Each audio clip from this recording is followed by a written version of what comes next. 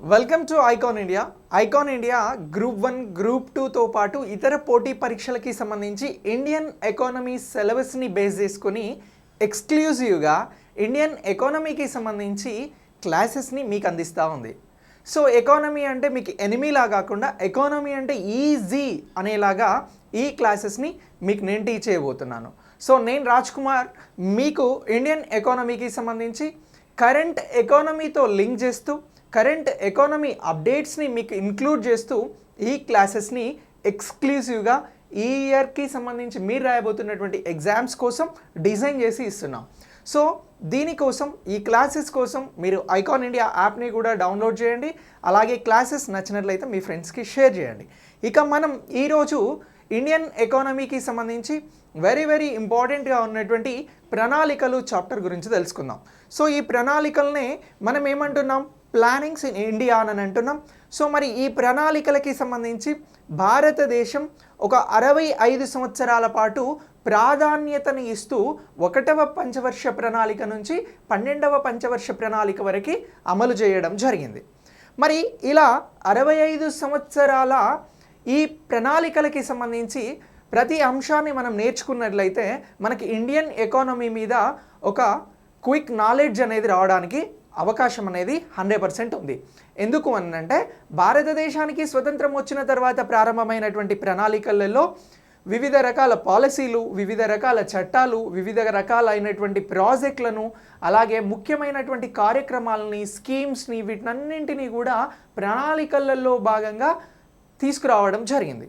So ఇలా ఈ ప్రణాళికలు అనేవి మనకి ఇండియన్ ఎకానమీకి సంబంధించి ఫుల్ నాలెడ్జ్ని ఇవ్వడానికి అవకాశం ఉంటుంది. ఇక ఇదే ఇండియన్ ఎకానమీకి సంబంధించి ఇతర చాప్టర్స్ ఏవైతే ఉంటాయో, జాతీయ ఆదాయం కానీ, పేదరికం కానీ, నిరుద్యోగం కానీ, అలాగే నీతి ఆయోగ్ కానీ, ఇలాంటి వాటి అన్నింటికి సంబంధించి గ్రోత్ అండ్ డెవలప్మెంట్, ఆర్థిక వృద్ధికి సంబంధించి, ఆర్థిక అభివృద్ధికి సంబంధించినటువంటి అన్ని అంశాలను కూడా మనం చాలా సులువుగా ఈ ప్రణాళికలు నేర్చుకున్న తర్వాత ఈజీగా అండర్స్టాండ్ చేసుకోవడానికి, సులువుగా అర్థం చేసుకోవడానికి ఎక్కువ అవకాశం అనేది ఉంది. సో ఇప్పుడు మనం ప్రణాళికలకి సంబంధించి ప్రణాళిక సంఘం అనేది ఒక నిర్వచనం ఇవ్వడం జరిగింది. ఎవరి నిర్వచనం ఇచ్చారు అని అంటున్నాం? ప్రణాళిక సంఘం అని అంటున్నాం. సరే, మరి ఈ ప్రణాళిక సంఘం ఏమని నిర్వచనం ఇచ్చింది అని అంటే, ఏవైతే వనరులు ఉంటాయో ఆ వనరులు, దేశంలో లభ్యమవుతున్నటువంటి వనరులను ఎంత మేర సాధ్యమైతే అంత మేర వాటిని ఉపయోగించుకొని, వినియోగించుకొని నిర్దిష్టమైనటువంటి లక్ష్యాలను సాధించడమే ప్రణాళికలు అని చెప్పేసి ప్రణాళిక సంఘం చెప్పడం జరిగింది. సరే, నేను ఏమంటున్నాను అని అంటే, కొన్ని నిర్దిష్టమైనటువంటి లక్ష్యాలను సాధించడం కోసం లభ్యమవుతున్నటువంటి వనరులను ఎంత మేర సాధ్యమైతే అంత మేర వినియోగించుకొని ఆ నిర్దిష్టమైనటువంటి లక్ష్యాలను సాధించడమే ప్రణాళికలు అంటారు అని చెప్పేసి ఎవరన్నారు అని అంటున్నామనంటే, ఇగో ఈ ప్రణాళిక సంఘం చెప్పడం జరిగింది. సరే, ఈ ప్రణాళిక సంఘం గురించి ఇప్పుడు మనం చెప్పుకోబోతున్నాం. సో ఇలా ఈ ప్రణాళిక సంఘం ఇచ్చినటువంటి డెఫినేషన్, నిర్వచనాన్ని మనం చాలా క్లియర్గా గుర్తుంచుకోవాల్సి ఉంటుంది. సో మళ్ళీ ఒకసారి చెప్తున్నాను, ఫర్ ఎగ్జాంపుల్ అంటే ఎగ్జాంపుల్గా నేను చెప్తాను. మనం గ్రూప్స్ ఉద్యోగాల కోసం ప్రిపేర్ అవుతున్నాం. ఇది ఒక నిర్దిష్టమైనటువంటి లక్ష్యం. సో మరి ఈ గ్రూప్స్ ఉద్యోగాన్ని సాధించడానికి ఎంత మేర నీకు లభ్యమవుతున్నటువంటి వనరులు ఉన్నాయో చూసుకొని, అది కోచింగ్ కావచ్చు, బుక్స్ కావచ్చు, అలాగే అంటే వేరే వారు ఇచ్చేటువంటి మెంటర్షిప్ కావచ్చు, నువ్వు ఎగ్జామ్స్ రాయడం కావచ్చు, ఇవన్నీ కూడా నీకు లభించేటువంటి వనరులు. ఈ వనరులను ఉపయోగించుకొని అల్టిమేట్గా నువ్వు గ్రూప్స్ ఉద్యోగాన్ని సాధించడమే ఇక్కడ ప్రణాళికగా చెప్పడం జరుగుతూ ఉంది. సో ఈ డెఫినేషన్ని ఎవరిచ్చారు అని అంటున్నాము అని అంటే, ప్రణాళికా సంఘం అనేది ఈ డెఫినేషన్ని ఇవ్వడం జరిగింది అని చెప్పేసి చెప్తా ఉన్నాం. మళ్ళీ ఒకసారి నేను దీన్ని రివిజన్ చేస్తూ ఉన్నాను మీకోసం. నిర్దిష్టమైనటువంటి లక్ష్యాలను సాధించడం కోసం లభ్యమవుతున్నటువంటి వనరులను చూసుకొని వాటి ద్వారా ఎంత మేర వీలైతే అంత మేర వాటిని వినియోగించుకొని ఆ నిర్దిష్టమైనటువంటి లక్ష్యాలను సాధించడమే ప్రణాళికలు అని అంటారు. సో ఇలా ఈ ప్రణాళికలకి సంబంధించి ప్రణాళిక నిర్వచనాన్ని చాలామంది చెప్పడం జరిగింది. మనం ప్రణాళికా సంఘం ఇచ్చినటువంటి నిర్వచనాన్ని ఇక్కడ తీసుకోవడం జరుగుతూ ఉంది. సో ఇలా ప్రణాళికలు అనేవి ప్రారంభించడం జరిగింది. సార్ మరి ప్రణాళికలు ఎప్పుడు భారతదేశంలో ప్రారంభమయ్యాయి అని అంటే 1950 మార్చి 15న ప్రణాళిక సంఘాన్ని ఏర్పాటు చేస్తూ తీర్మానం చేయడం జరిగింది. ఎవరు తీర్మానం చేశారు ప్రణాళికా సంఘాన్ని ఏర్పాటు చేస్తూ 1950 మార్చి 15న అనంటే ఎవరు తీర్మానం చేశారు అనంటే కేంద్ర మంత్రి మండలి అనేది తీర్మానం చేయడం జరిగింది. సో ప్రధానమంత్రి అధ్యక్షతన కేంద్ర మంత్రి మండలి అనేది నిర్ణయాలు తీసుకోవడం జరుగుతూ ఉంది భారతదేశంలో. అది విధానపరమైనటువంటి నిర్ణయాలు కావచ్చు, ఏదైనా చట్టాలను చేయాలి అని అనుకుంటే దానికి సంబంధించినటువంటి నిర్ణయాలను కావచ్చు. సో ఇలా ఈ అత్యంత కీలకమైనటువంటి నిర్ణయాలను భారతదేశంలో ఎవరు తీసుకుంటారు అని అంటే కేంద్ర మంత్రి మండలి అనేది నిర్ణయాలను తీసుకోవడం జరుగుతూ ఉంది. ఇలా నిర్ణయాన్ని ఎప్పుడు తీసుకొని ఈ ప్రణాళికా సంఘాన్ని ఏర్పాటు చేశారు అని అంటున్నాము అని అంటే 1950లో ఎప్పుడు మార్చ్ 15న ఈ నిర్ణయాన్ని తీసుకొని ప్రణాళికా సంఘాన్ని ఏర్పాటు చేయడం జరిగింది అని చెప్పేసి మనం గుర్తుంచుకోవాల్సి ఉంటుంది. సో ఇప్పుడు నేను అడుగుతున్న క్వశ్చన్, ప్రణాళిక సంఘం ఎప్పుడు ఏర్పడింది అని అంటే మీరు వెంటనే చెప్పాల్సినటువంటి ఆన్సర్ 15 మార్చ్ 1950 అని చెప్పేసి చెప్పాలి. మరి ఈ తీర్మానం అనేది అప్పుడు ఎవరి అధ్యక్షతన జరిగింది అని అంటే అప్పుడున్నటువంటి ప్రైమ్ మినిస్టర్ జవహర్ లాల్ నెహ్రూ గారి అధ్యక్షతన ఈ తీర్మానం అనేది జరిగింది. సో ఇలా ఈ తీర్మానం ద్వారా ఏం చేశారు అని అంటే భారతదేశానికి ప్రణాళికలను తీసుకొస్తున్నాం, ఈ ప్రణాళికలకి సంబంధించి ప్రణాళిక సంఘాన్ని ఏర్పాటు చేస్తున్నాం. అది ఎప్పుడు ప్రారంభమైంది అని అంటున్నాము అని అంటే 15 మార్చి 1950లో ప్రారంభమైంది అని చెప్పేసి మనం చెప్తా ఉన్నాం. సో ఇలా ఈ ప్రణాళికా సంఘం అనేది భారతదేశంలో ప్రారంభం కావడం జరిగింది అని అంటున్నాం. ఎప్పుడు ప్రారంభమైంది అని అంటున్నాను 15 మార్చి 1950లో ప్రారంభమైంది. సార్ మరి భారతదేశంలో ప్రణాళికలు తీసుకురావాలన్న ఆలోచన నెహ్రూ ప్రభుత్వానికి ఎందుకు వచ్చింది, నెహ్రూ క్యాబినెట్ దీని మీద ఎందుకు తీర్మానం చేసింది అని అంటే నెహ్రూ గారు అప్పుడున్నటువంటి ప్రైమ్ మినిస్టర్, భారతదేశానికి స్వతంత్రం వచ్చిన తర్వాత మొదటిసారి ప్రధానమంత్రి బాధ్యతలు నిర్వహించినటువంటి జవహర్ లాల్ నెహ్రూ గారు రష్యాలో తీసుకొచ్చినటువంటి ప్రణాళికల నుంచి వాటిని ఆదర్శంగా తీసుకొని భారతదేశంలో ప్రణాళికలను తీసుకురావడం జరిగింది అని అంటున్నాం. సో భారతదేశంలో ప్రణాళికలు అనేవి ఆదర్శం ఎక్కడి నుంచి అని అంటున్నాము అని అంటే రష్యా దేశం నుంచి అని అంటున్నాం. ఈ రష్యా దేశం అనేది అప్పుడు యుఎస్ఎస్ఆర్గా ఉంది. So union of Soviet socialist Russia అని అంటున్నాం. ఈ రష్యా ప్రణాళికలను అమలు చేయడం జరిగింది. ఎప్పుడు అమలు చేసింది అని అంటున్నాం మొదటిసారి ఈ ప్రణాళికలను 1928 నుంచి 1932 మధ్యన రష్యా మొదటిసారి పంచవర్ష ప్రణాళికలను ప్రారంభించింది. దాన్ని కూడా చాలా క్లియర్గా తెలుసుకుందాం. ఇంకొక అంశం ఏంటి అని అంటే భారతదేశానికి సంబంధించి స్వతంత్రం వచ్చే నాటికి ఎప్పుడు అని అంటున్నాం 1947 ఆగస్టు 15 నాటికి భారతదేశంలో పరిస్థితులు ఎలా ఉన్నాయి అని అంటే ఆర్థిక వ్యవస్థ అనేది అంతంత మాత్రంగానే ఉంది. ఏది అంతంత మాత్రంగా ఉంది అని అంటున్నాం, ఆర్థిక వ్యవస్థ అనేది పెద్దగా ఇంప్రూవ్ అయ్యి లేదు. భారతదేశానికి స్వతంత్రం వచ్చే నాటికి బ్రిటిష్ వారు భారతదేశాన్ని కొల్లగొట్టి ఆర్థిక వ్యవస్థను పూర్తిగా చిన్నాభిన్నం చేసి భారతదేశాన్ని భారత ప్రజలకి స్వతంత్ర రూపంలో అప్పగించడం జరిగింది. ఇక దీనికి తోడు పారిశ్రామిక రంగం అనేది కూడా పెద్దగా డెవలప్ అయ్యి లేదు. ఏమంటున్నాం, పారిశ్రామిక అభివృద్ధి అనేది కూడా ఏం జరగలేదు.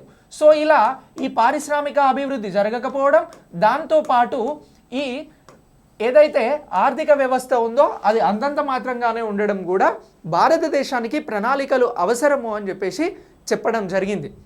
ఇక దీని తర్వాత 1950 మార్చి 15న ప్రణాళికా సంఘాన్ని ఏర్పాటు చేస్తూ కేంద్రంలో ఉన్నటువంటి కేంద్ర క్యాబినెట్ అనేది నిర్ణయం తీసుకున్నది. ఈ నిర్ణయానికి సంబంధించి ఈ నిర్ణయం తీసుకునేటప్పుడు జవహర్ లాల్ నెహ్రూ అధ్యక్షతన క్యాబినెట్ తీర్మానం చేసి ఈ ప్రణాళికలను తీసుకున్నారు అని చెప్పేసి చెప్తా ఉన్నాం. ఈ ప్రణాళికలకు ఆదర్శం ఎవరు అని అంటున్నాం, రష్యా నుంచి వీటిని ఆదర్శంగా పొందడం జరిగింది అని చెప్పేసి చెప్తా ఉన్నాం.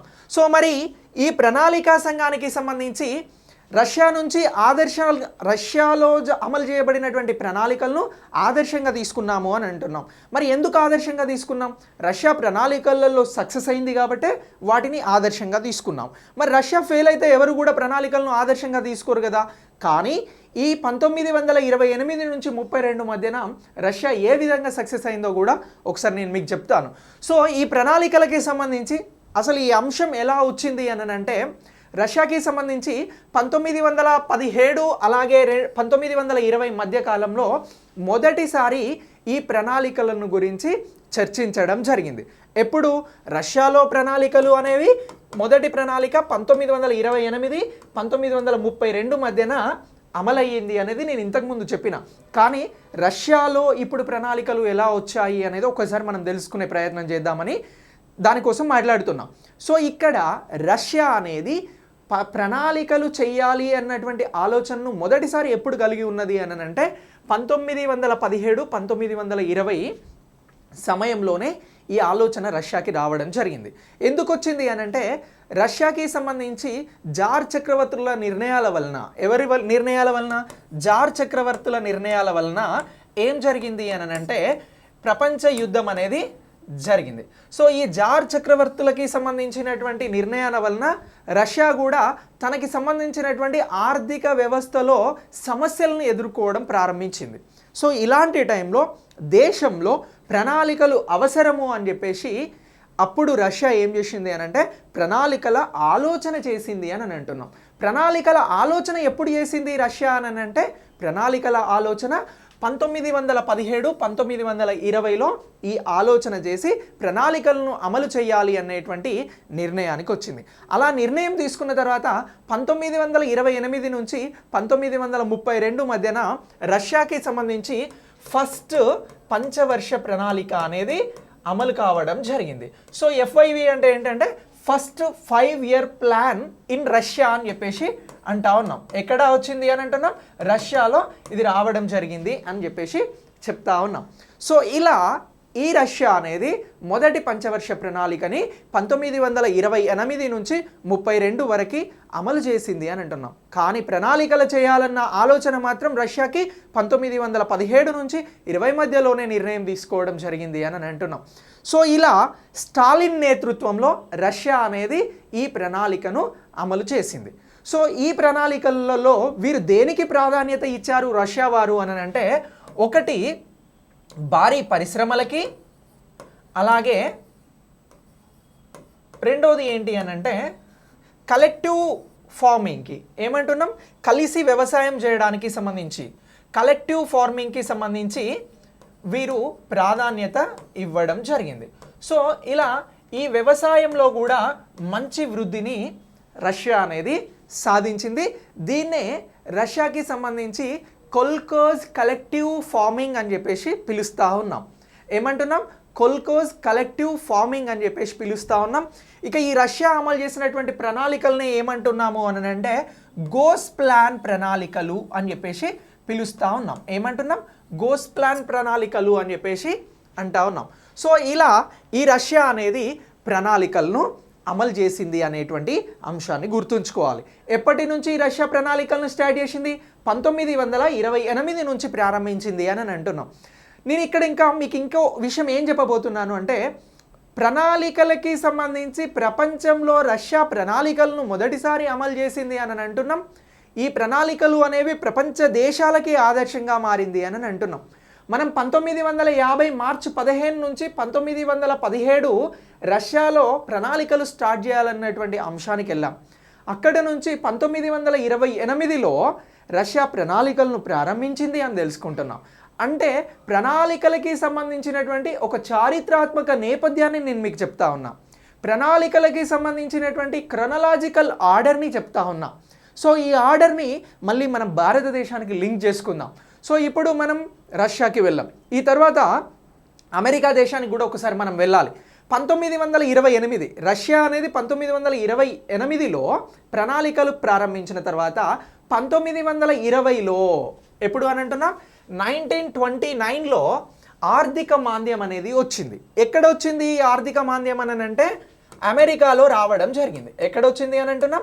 అమెరికాలో ఈ ఆర్థిక మాంద్యం అనేది వచ్చింది. ఎక్కడ? అమెరికాలో ఇన్ఫ్లేషన్ అనేది స్టార్ట్ అయింది. ఎందుకు స్టార్ట్ అయింది సార్ 1929లో అమెరికాలో ఎందుకు ఆర్థిక మాంద్యం వచ్చింది అని అంటే, వాల్ స్ట్రీట్కి సంబంధించినటువంటి స్టాక్ మార్కెట్స్ అనేవి ఒక్కసారిగా అమెరికాలో కుప్పగూలడం జరిగింది. సో దీంతో అమెరికాలో ఆర్థిక మాంద్యం అనేది ప్రారంభమయ్యింది. సో ఎక్కడ? ఈ వాల్ స్ట్రీట్కి సంబంధించి అని అంటున్నాం. వాల్ స్ట్రీట్లో స్టాక్ మార్కెట్ అనేది కుప్పకూలింది అని చెప్పేసి దీని వలన అమెరికాలో ఆర్థిక మాంద్యం ప్రారంభమయ్యింది. సో మరి ఈ స్టాక్ మార్కెట్స్కి సంబంధించి ఆర్థిక మాంద్యం అమెరికాలో ప్రారంభమైన తర్వాత ఈ ఆర్థిక మాంద్యం అనేది ప్రపంచంలో ఉన్నటువంటి అన్ని దేశాలకి విస్తరించడం జరిగింది. ఎక్కడికి విస్తరించింది అని అంటున్నాం? ప్రపంచ దేశాలకు ఇది విస్తరించడం జరిగింది. ఈ ప్రపంచ దేశాలకు విస్తరించినటువంటి ఆర్థిక మాంద్యం వలన ప్రపంచంలో ఉన్నటువంటి అన్ని దేశాలు కూడా చాలా ఇబ్బందులను ఎదుర్కోవడం జరిగింది. ఏమంటున్నాం? ప్రపంచంలో ఉన్నటువంటి అన్ని దేశాలు అమెరికాలో వచ్చినటువంటి ఆర్థిక మాంద్యం వల్ల పూర్తి స్థాయిలో ఇబ్బందులను ఎదుర్కొన్నాయి. ఎప్పుడు? 1929లో. కానీ ఒక దేశం మాత్రం ఎలాంటి ఆర్థిక మాంద్యానికి, ఇన్ఫ్లేషన్కి, ద్రవ్యోల్బణానికి లోన్ అవ్వలేదు. సో ఆ దేశమే ఏ దేశము అనంటే రష్యా దేశము. ఏమంటున్నాం? ఇప్పుడున్నటువంటి రష్యా, అప్పుడున్నటువంటి యుఎస్ఎస్ఆర్ మాత్రం ఎలాంటి ఇబ్బందులకు లోన్ అవ్వలేదు. సో ఎందుకు లోన్ అవ్వలేదు అనంటే కారణం ఇంతకుముందు మనం చెప్పినటువంటి 5 years ప్లానింగ్స్, పంచవర్ష ప్రణాళికల కారణంగా రష్యా అనేది ఎలాంటి ఇబ్బందులకి లోన్ అవ్వలేదు. సో ఇలా రష్యా అనేది ప్రపంచ దేశాల అందరి దృష్టిని కూడా రష్యా తన వైపుకి మరల్చుకోవడం జరిగింది. ఒక అమెరికాలో వాల్ స్ట్రీట్ జనరల్లో వచ్చినటువంటి ఆర్థిక మాంద్యం వలన ప్రపంచ దేశాలన్నీ కూడా ఆర్థిక మాంద్యాన్ని ఎదుర్కొంటుంటే, ఇన్ఫ్లేషన్ని ఎదుర్కొంటుంటే రష్యా మాత్రం ఎలాంటి ఇబ్బందులకు గురిగాలేదు అని చెప్పేసి మనం చెప్తా ఉన్నాం. సో ఇలా ఈ రష్యా అవలంబించినటువంటి ప్రణాళికలు, రష్యా అమలు చేసినటువంటి 5 years ప్లాన్, వాటినే గోస్పాల్ అని అంటున్నాం. ఈ గోస్ ప్లాన్స్ ఏవైతే ఉన్నాయో ఇవి భారతదేశానికి అమితంగా నచ్చడం జరిగింది. సో ఇలా ఈ రష్యా నుంచి ప్రణాళికలు అనేవి భారతదేశానికి ఆదర్శమయ్యాయి అని చెప్పేసి కూడా మనం ఇక్కడ గుర్తుంచుకోవాల్సి ఉంటుంది. సో ఇలా రష్యా సక్సెస్ అయింది కాబట్టి భారతదేశం కూడా పంచవర్ష ప్రణాళికలను తయారు చేసి వాటిని అమలు చేసి వాటి కోసం ప్రణాళికా సంఘాన్ని స్థాపించాలి అని చెప్పేసి స్థాపించింది 1950 మార్చి 15న. సో ఇలా భారతదేశానికి రష్యా అమలు చేసినటువంటి ప్రణాళికలు అనేవి ఇంపార్టెంట్గా, ఆదర్శంగా, ఐడియల్గా మారాయి అని చెప్పేసి మనం గుర్తుంచుకోవాలి. సో ఇక దీని తర్వాత ఈ రష్యా అమలు చేసినటువంటి ప్రణాళికల ద్వారా కారణంగా భారత్ అనేది ఆదర్శంగా తీసుకుంది అని అంటున్నాం. ఇక రష్యా ప్రణాళికలనే మనం గోస్ ప్లాన్ అని చెప్పేసి కూడా అనడం జరుగుతూ ఉంది. మరి ఇప్పుడు రష్యా నుంచి, అమెరికా నుంచి మనం ఒకసారి తిరిగి భారతదేశానికి వద్దాం. సో ఈ భారతదేశంలో స్వతంత్రానికి పూర్వం మరి ప్రణాళికల గురించి ఎవరైనా మాట్లాడారా? ప్రణాళికలకి సంబంధించినటువంటి ఏమైనా అప్డేట్స్ పైన వారు వర్క్ చేయడం జరిగిందా అనంటే దీనికి సంబంధించి కూడా మనం ఇప్పుడు 1932 రష్యా ప్రణాళికల నుంచి ఇప్పుడు ఎక్కడికి వస్తున్నాము అని అంటే 1934 భారతదేశానికి వస్తున్నాం. ఈ భారతదేశంలో మోక్షగుండం విశ్వేశ్వరయ్య గారు, సో ఈ మోక్షగుండం విశ్వేశ్వరయ్య గారు ఏం రాశారు అని అంటే ప్లానెడ్ ఎకానమీ ఫర్ ఇండియా. దీన్నే తెలుగులో ఏమంటున్నాము అని అంటే భారతదేశం కోసం ప్రణాళికాబద్ధమైనటువంటి ఆర్థిక వ్యవస్థ అనేటువంటి గ్రంథాన్ని రాయడం జరిగింది. ఎప్పుడు రాశారు అని అంటున్నాం? 1934లో రాశారు అని చెప్పేసి మనం గుర్తుంచుకోవాలి. 1934లో మోక్షగుండం విశ్వేశ్వరయ్య రాసినటువంటి ప్లానెడ్ ఎకానమీ ఫర్ ఇండియా అనేటువంటి పుస్తకంలో ఏం రాశారు అనంటే భారతదేశానికి అవసరమైనటువంటి 10 సంవత్సరాల ప్రణాళికల గురించి వివరించడం జరిగింది. ఏమంటున్నాం? భారతదేశానికి అవసరమైనటువంటి 10 years ప్రణాళికలు ఎలా ఉండాలి అని చెప్పేసి మోక్షగుండం విశ్వేశ్వరయ్య గారు ప్లానెడ్ ఎకానమీ ఫర్ ఇండియా అనేటువంటి ఒక గ్రంథాన్ని రాశారు, ఒక పుస్తకాన్ని రాశారు. దీన్నే తెలుగులో మనం ట్రాన్స్లేట్ చేసుకుంటే ఏమంటున్నాము అనంటే భారతదేశం కోసం ప్రణాళికాబద్ధమైనటువంటి ఆర్థిక వ్యవస్థ అని చెప్పేసి రాయడం జరిగింది. ఇప్పుడు మనం స్వతంత్రానికి పూర్వం ప్రణాళికల మీద జరిగినటువంటి వర్క్ గురించి, దాని మీద వచ్చినటువంటి అప్డేట్స్ గురించి తెలుసుకుంటా ఉన్నాం. సో మీకు ఈ ప్రణాళికలు అనేటువంటి చాప్టర్ ఎక్కడొచ్చినా కూడా ఈ క్రొనలాజికల్ ఆర్డర్లో గుర్తుపెట్టుకుంటే క్వశ్చన్ ఎలా ఇచ్చినా కూడా మనం ఆన్సర్ చేయడానికి అవకాశం ఉంది. సో ఇప్పుడు ఈ ప్రణాళికలకి సంబంధించి మోక్షగుండం విశ్వేశ్వరయ్య గారు ప్లానెడ్ ఎకానమీ ఫర్ ఇండియాలో 10 సంవత్సరాల భారత ప్రణాళికలు ఎలా ఉండాలి అని చెప్పేసి 1934లో ఒక బుక్ని రాశాడు అని అంటున్నాం. ఇలా స్వతంత్రానికి పూర్వం ప్రణాళికల గురించి మొదటిసారి భారతదేశంలో గ్రంథం రాయబడింది. ఆ గ్రంథం ఎవరు రాశారు అని చెప్పేసి ఫ్యూచర్లో మిమ్మల్ని ఎగ్జామ్లో అడిగితే మోక్షగుండం విశ్వేశ్వరయ్య గారు రాసినటువంటి ప్లానెడ్ ఎకానమీ ఫర్ ఇండియా అనేటువంటి గ్రంథం గురించి మీరు గుర్తుంచుకోవాలి. దీన్ని ఎప్పుడు రాయడం జరిగింది అని అంటే 1934లో దీన్ని మోక్షగుండం విశ్వేశ్వరయ్య గారు రాయడం జరిగింది అని చెప్పేసి కూడా చెప్పాలి. స్టేట్మెంట్ లెవెల్లో ఎన్ని సంవత్సరాల కోసం ఇందులో ప్రణాళికలను మోక్షగుండం విశ్వేశ్వరయ్య గారు తయారు చేశారు అని అంటే 10 ఇయర్స్కి సంబంధించినటువంటి ప్రణాళికల్ని తయారు చేయడం జరిగింది. ఆ గ్రంథంలో ఏ గ్రంథం అని అంటున్నాం? Indian planned economy for India అనేటువంటి గ్రంథంలో వివరించడం జరిగింది మోక్షగుండం విశ్వేశ్వరయ్య గారు అని చెప్పేసి గుర్తుంచుకోవాలి. సార్ మరి 1934లో మోక్షగుండం విశ్వేశ్వరయ్య గారు మొదటిసారి ప్రణాళికల గురించి ప్రస్తావించి గ్రంథం రాయడం జరిగింది, బుక్ రాయడం జరిగింది అని అంటున్నాం. కాబట్టి ఈ మోక్షగుండం విశ్వేశ్వరయ్య గారిని మనం ఏమంటున్నాము అని అంటే ప్రణాళికల పితామహుడు అని చెప్పేసి పిలవడం జరుగుతూ ఉంది. ఏమంటున్నాం? ప్రణాళికల పితామహుడు అని చెప్పేసి పిలుస్తూ ఉన్నాం. సో ఇలా ఈ మోక్షగుండం విశ్వేశ్వరయ్య గురించి మనం ప్రత్యేకంగా గుర్తుంచుకోవాల్సి ఉంటుంది. ఎవరు అనంటే మోక్షగుండం విశ్వేశ్వరయ్య గారు ప్రణాళికల పితామహుడు అని చెప్పేసి గుర్తుంచుకోవాలి. సో ఇక దీని తర్వాత మోక్షగుండం విశ్వేశ్వరయ్య తర్వాత ప్రణాళికలకి సంబంధించి 1938లో మరొక సమావేశం జరిగింది. సో ఈ సమావేశం ఏంటి అనంటే 1938లో జరిగింది అని అంటున్నాం. ఈ సమావేశం అప్పుడున్నటువంటి జాతీయ కాంగ్రెస్ కమిటీకి సంబంధించి ఏమంటున్నాం? నేషనల్ కాంగ్రెస్కి సంబంధించినటువంటి సమావేశం జరిగింది. ఎప్పుడు? 1938లో. మరి 1938లో నేషనల్ కాంగ్రెస్కి సంబంధించినటువంటి జరిగినటువంటి సమావేశంలో ఈ సమావేశానికి ఎవరు అధ్యక్షత వహించారు అనంటే సుభాష్ చంద్రబోస్ గారు అధ్యక్షత వహించడం జరిగింది. ఎవరు అధ్యక్షత వహించారు అని అంటున్నాం? 1938లో జరిగినటువంటి నేషనల్ కాంగ్రెస్ సమావేశానికి మీటింగ్కి సంబంధించి అధ్యక్షత వహించింది ఎవరు అని అంటే సుభాష్ చంద్రబోస్ గారు అని అంటున్నాం. సో నేతాజీ గారు ఈ సమావేశానికి అధ్యక్షత వహించారు అని చెప్పేసి చెప్తా ఉన్నాం. సో ఆల్రెడీ ఉన్నదాన్ని మళ్ళీ ఎందుకు రాయడం జరుగుతుంది అని అంటే మీరు ఎక్కువగా గుర్తుంచుకోవడం కోసం, ఎక్కువగా సబ్జెక్ట్లో ఇన్వాల్వ్ కావడం కోసం. సో ఈ సుభాష్ చంద్రబోస్ గారి అధ్యక్షతన ఇతని ప్రెసిడెన్సీలో జరిగినటువంటి నేషనల్ కాంగ్రెస్ సమావేశం 1938లో కూడా ప్రణాళికలకి సంబంధించినటువంటి సమావేశంలో ప్రణాళికలకి సంబంధించినటువంటి అంశాలను ప్రత్యేకంగా మాట్లాడడం జరిగింది. సో మరి ఏం మాట్లాడారు సార్ అని అంటే ఈ సమావేశం జరిగిన తర్వాత ఈ సమావేశంలోనే నెహ్రూ అధ్యక్షతన, ఎవరి అధ్యక్షతన? మొదటి ప్రధానమంత్రిగా పదవి బాధ్యతలు నిర్వహించినటువంటి నెహ్రూ అధ్యక్షతన నేషనల్ ప్లానింగ్ కమిటీ అనేటువంటి దానిని ఏర్పాటు చేశారు. ఏమంటారు? నేషనల్ ప్లానింగ్ కమిటీని ఏర్పాటు చేయడం జరిగింది. నేషనల్ ప్లానింగ్ కమిటీ అని అంటున్నాం. సరే, ఈ నేషనల్ ప్లానింగ్ కమిటీకి ఎవరు అధ్యక్షుడిగా ఉండబోతున్నారు అని అంటే జవహర్లాల్ నెహ్రూ గారు అధ్యక్షుడిగా ఉండబోతా ఉన్నారు.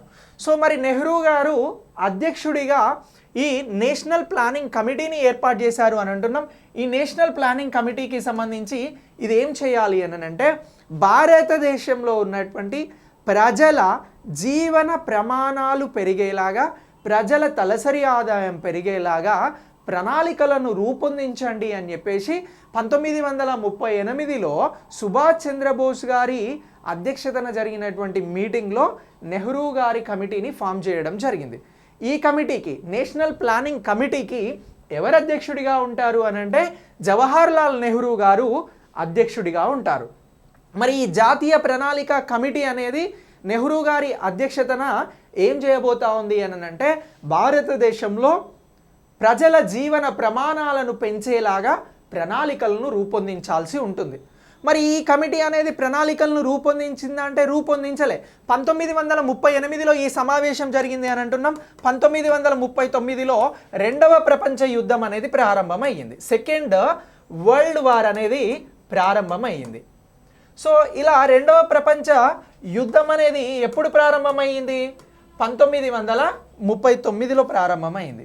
సో ఇలా ఈ రెండవ ప్రపంచ యుద్ధం జరుగుతున్న కారణంగా నెహ్రూ గారి అధ్యక్షతన ఏర్పాటు చేసినటువంటి కమిటీ, నేషనల్ ప్లానింగ్ కమిటీ, జాతీయ ప్రణాళిక కమిటీ తన రిపోర్ట్ని అనేది ఇవ్వలేకపోయింది. సో మరి తర్వాత ఇచ్చిందంటే ఇచ్చింది. ఎప్పుడు ఇచ్చింది ఈ రిపోర్ట్ని అని అంటే 1948లో ఇవ్వడం జరిగింది. అంటే ఒక 10 years తర్వాత నెహ్రూ గారి కమిటీ ఏం చేసింది అని అంటే ఇగో ఈ నేషనల్ ప్లానింగ్ కమిటీకి సంబంధించినటువంటి రిపోర్ట్ని భారతదేశానికి స్వతంత్రం వచ్చిన తర్వాత 1 సంవత్సరానికి అందజేయడం జరిగింది. సో ఇలా ఎందుకు లేట్ అయ్యింది? మరి జాతీయ ప్రణాళిక కమిటీకి అంటే రెండవ ప్రపంచ యుద్ధం కారణం అని చెప్పేసి నెహ్రూ గారి అధ్యక్షతన ఏర్పడినటువంటి కమిటీ చెప్పి ఆ రిపోర్ట్ని 1948లో ఇచ్చింది అని అంటున్నాం. కానీ ఈ కమిటీని ఎప్పుడు ఫామ్ చేశారు అని అంటే 1938లో దీన్ని ఫామ్ చేయడం జరిగింది. ఎవరి అధ్యక్షతన ఫామ్ చేశారు ఈ కమిటీని అని అంటే సో ఈ కమిటీని సుభాష్ చంద్రబోస్ గారి అధ్యక్షతన జరిగినటువంటి నేషనల్ కాంగ్రెస్ సమావేశంలో నెహ్రూ గారి అధ్యక్షతన జాతీయ ప్లానింగ్ కమిటీ అనేది ఏర్పాటు చేయడం జరిగింది. సో ఇది జాతీయ కాంగ్రెస్ సుభాష్ చంద్రబోస్ గారు 1938 అధ్యక్షుడిగా ఉన్నప్పుడు ఈ నేషనల్ ప్లానింగ్ కమిటీని ఏర్పాటు చేశారు అని గుర్తుంచుకోవాలి. ఈ కమిటీ ఎప్పుడు రిపోర్ట్ ఇచ్చింది అని అంటే 1948లో రిపోర్ట్ ఇచ్చింది అని చెప్పేసి క్లియర్గా గుర్తుంచుకోవాల్సి ఉంటుంది. సో ఇలా భారతదేశానికి ప్రణాళికలు అవసరము అని చెప్పేసి మాట్లాడినటువంటి ఫస్ట్ నేషనల్ లీడర్ ఎవరు అని అంటే మనం సుభాష్ చంద్రబోస్ గారి గురించి చెప్పాల్సి ఉంటుంది. సో క్వశ్చన్ ఏమంటున్నాం? భారతదేశానికి మొదటిసారి ప్రణాళికలు అవసరమని చెప్పి మాట్లాడిన జాతీయ నాయకుడు నేషనల్ లీడర్ ఎవరు అని చెప్పేసి అడుగుతా ఉన్నాం. సో ఇలా అడిగినప్పుడు మనకు ఆన్సర్ ఏమవుతుంది అని అంటే సుభాష్ చంద్రబోస్ గారు అవుతుంది అని అంటున్నాం. మరి సుభాష్ చంద్రబోస్ గారి అధ్యక్షతన 1938లో నేషనల్ ప్లానింగ్ కమిటీని ఏర్పాటు చేశారు. ఈ కమిటీకి ప్రెసిడెంట్ ఎవరు అని అంటే జవహర్లాల్ నెహ్రూ అని అంటున్నాం. సో అలాగే ఈ నేషనల్ ప్లానింగ్ కమిటీ తన రిపోర్ట్ని ఎప్పుడు ఇచ్చింది అని అంటే 1948లో ఇచ్చింది అని అంటున్నాం. సో ఇలా ఈ ప్రణాళికలు అనేవి స్వతంత్రానికి పూర్వం ఇలా వీటిని డిజైన్ చేయడం జరిగింది అని చెప్పేసి చెప్తా ఉన్నాం. 1934లో Mokshagundam Visvesvaraya planned economy for India అనేటువంటి గ్రంథాన్ని రాశారు. 1938లో సుభాష్ చంద్రబోస్ గారి అధ్యక్షతన జరిగినటువంటి కాంగ్రెస్ సమావేశంలో నెహ్రూ అధ్యక్షతన నేషనల్ ప్లానింగ్ కమిటీని ఏర్పాటు చేశారు అని చెప్పేసి ఇక్కడ వరకు క్లియర్గా తెలుసుకున్నాం. ఇక దీని తర్వాత నెక్స్ట్ ఏంటి అని అంటే 1944కి వెళ్ళాలి మనం. సో ఒక క్రొనలాజికల్ ఆర్డర్లో తెలుసుకుంటున్నాం. రష్యా ప్రణాళికలు ఎప్పుడు ఆలోచన చేశారు, వాటిని ఎప్పుడు ప్రారంభించారు, ఆర్థిక మాంద్యం ఎప్పుడు వచ్చింది, భారతదేశంలో మొదటిసారి ప్రణాళికలపైన రాసినటువంటి గ్రంథం ఏంది, ప్రణాళికలకి సంబంధించి మొదటిసారి ఎవరు కమిటీని ఫామ్ చేశారు, ఇప్పుడు దాని నుంచి మనం నేర్చుకుంటున్నటువంటిది 1944కి. సో ఇదంతా కూడా ఒక క్రొనలాజికల్ ఆర్డర్. చరిత్రలో భారతదేశానికి ప్రపంచ దేశాలకి సంబంధించి ప్రణాళికల అంశాలని కూడా ఇయర్ టు ఇయర్ మనం నేర్చుకోవడం జరుగుతూ ఉంది. 1938 తర్వాత 1944కి వస్తున్నాం. సో ఈ 1944లో బాంబే ప్రణాళిక అనేది తీసుకురావడం జరిగింది. ఏ ప్రణాళిక అనేది తీసుకొచ్చారు అని అంటున్నాం? బాంబే ప్రణాళిక అనేది తీసుకురావడం జరిగింది. ఎప్పుడు వచ్చింది ఇది? 1944లో తీసుకురావడం జరిగింది. దీన్ని 2 దశలుగా ప్రచురించడం జరిగింది. అంటే 2 phases ప్రచురించారు. ఎప్పుడెప్పుడు ప్రచురించారు అంటే ఫస్ట్ ఫేజ్ వచ్చి 1944లో ప్రచురించడం జరిగింది. ఇక 1945లో సెకండ్ ఫేజ్కి సంబంధించి కూడా దీన్ని ఈ బాంబే ప్రణాళికని ప్రచురించడం జరిగింది. సో దీనికి సంబంధించి హిస్టారికల్ బ్యాక్గ్రౌండ్ని కూడా నేను ఈ ఎకనామీలో మీకు చెప్పబోతా ఉన్నా. 1943లోనే భారతదేశానికి ప్రణాళికలు అవసరం, తలసరి ఆదాయాన్ని రెట్టింపు చేస్తాము అని చెప్పేసి బాంబే ప్రణాళికను రచించడం జరిగింది. మరి ఈ బాంబే ప్రణాళికలను రచించేందుకు ఎవరు రచించారు? మోక్షగుండం విశ్వేశ్వరయ్యలాగా ఒక్కరు రచించారని అంటే కాదు. ఈ బాంబే ప్రణాళికను ఒక 8 మంది పారిశ్రామికవేత్తలు కలిసి 8 మంది సభ్యులుగా జాయిన్ అయి వారే ఈ బాంబే ప్రణాళికను తీసుకురావడం జరిగింది అని అంటున్నాం. అంటే ఇప్పుడు బాంబే ప్రణాళికలో మొత్తం ఎంతమంది పారిశ్రామికవేత్తలు ఉన్నారు అని అంటున్నాం? 8 మంది పారిశ్రామికవేత్తలు ఉన్నారు అని అంటున్నాం. వారెవరు అని అంటే జేఆర్డి టాటా, ఘన్శ్యామ్ దాస్ బిర్లా, అర్దేషిర్ దలాల్, లాల్ శ్రీరామ్, అలాగే కస్తూరిబాయ్ లాల్బాయ్, అర్దేషిర్ దరబ్షా షఫ్రు, అలాగే సర్ పురుషోత్తమ దాస్, ఇతనితో పాటు జాన్ ఠాకూర్ దస్తమ్ దాయ్ అని చెప్పేసి ఈ 8 మంది కూడా ఈ ప్రణాళికను రచించడం జరిగింది. సో ఈ 8 మంది రచించినటువంటి ప్రణాళికే మనం బాంబే ప్రణాళిక అని అంటున్నాం. ఈ ప్రణాళికకి సంబంధించినటువంటి డ్రాఫ్ట్ రెడీ చేయడం అనేది 1943లో స్టార్ట్ అయితే 1944లో మొదటిసారి బాంబే ప్రణాళికను ప్రచురించారు. ఫస్ట్ ఫేజ్ అంటున్నాం. రెండో ఫేజ్ కూడా ఉంది దీనికి. 1945లో రెండో ఫేజ్ని కూడా వెలువరించడం జరిగింది, ప్రచురించడం జరిగింది అని అంటున్నాం. అదే బాంబే ప్రణాళిక అని అంటున్నాం. ఈ బాంబే ప్రణాళికలో మొత్తం ఎంతమంది ఉన్నారు అని అంటే 8 మంది పారిశ్రామికవేత్తలు ఉన్నారు అని అంటున్నాం. ఎంతమంది ఉన్నారు? 8 మంది పారిశ్రామికవేత్తలు ఉన్నారు.